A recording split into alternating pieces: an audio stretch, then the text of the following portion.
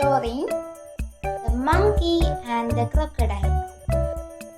Once upon a time, in the middle of the forest, there was a river. In that river there lived an old crocodile. One day he was hungry and he was not able to hunt anymore because he was weak. Then he sat under a tree. A monkey saw the crocodile and asked, "Why are you so sad, crocodile? Take some apples.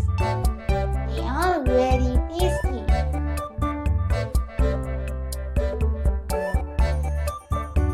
"Thank you, dear monkey. Can you please give me these apples every day?" And the monkey gave the crocodile some apples, and the crocodile ate the apples every day. One day, he thought to eat the monkey's herd, so he thought an idea. He asked the monkey that my friend wants to meet you. The monkey was happy and said, "Yes, I will be very happy to meet him."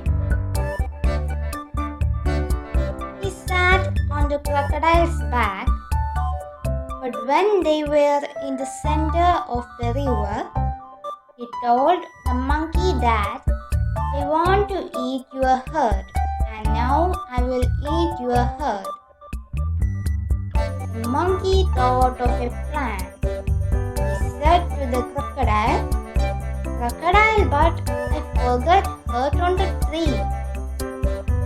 So the crocodile said that, "Go and take your herd and give it to me."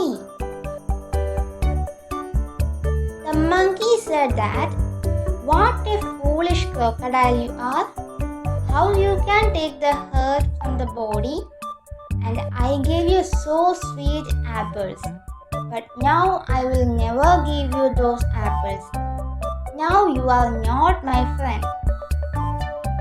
The crocodile was very hungry and realized his mistake. Moral of the story is, one should think truly before taking any action.